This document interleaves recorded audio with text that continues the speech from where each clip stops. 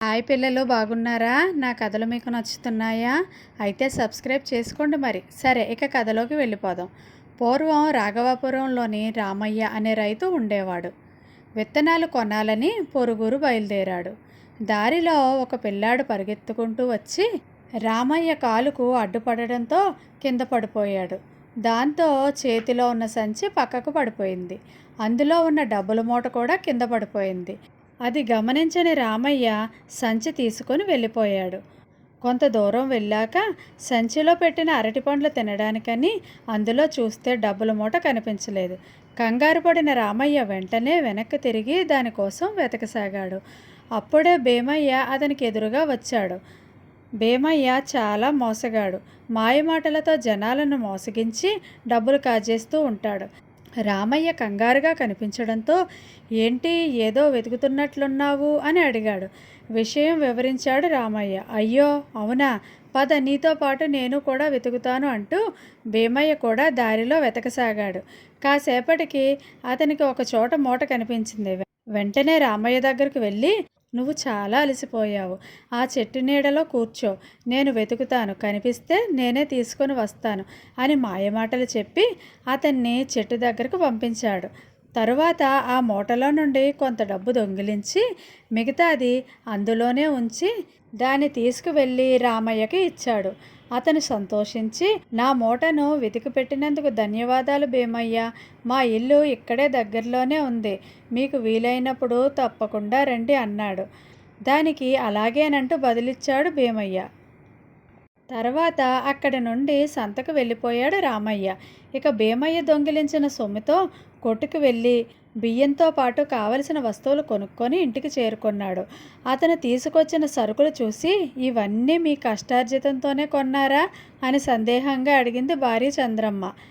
అలా అడుగుతావేమిటే, నేను కష్టపడ్డ సొమ్ముతోనే తెచ్చాను అని తడబడకుండా సమాధానమిచ్చాడు భీమయ్య. కాసేపటికి చంద్రమ్మ వంట పూర్తి చేసి కొడుకు సేనయ్యకు అన్నం తినిపిస్తుంది. ఆ అబ్బాయి తింటూ, అమ్మా, అన్నం ఎలా తయారవుతుంది అని అడిగాడు.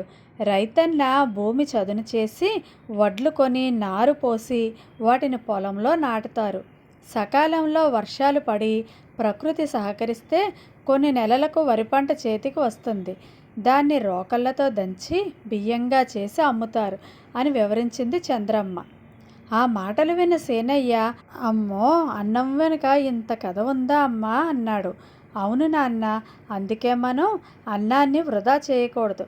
రైతులు చాలా కష్టపడి పంట పండిస్తారు. విత్తనాల విషయంలో కూడా ఎన్నో మోసాలు ఎదుర్కొంటారు. వారే లేకపోతే మనకి తినడానికి ఆహారమే ఉండేది కాదు. అందుకే మనం ఎప్పుడూ రైతులను గౌరవించాలి అని చెప్పింది చంద్రమ్మ.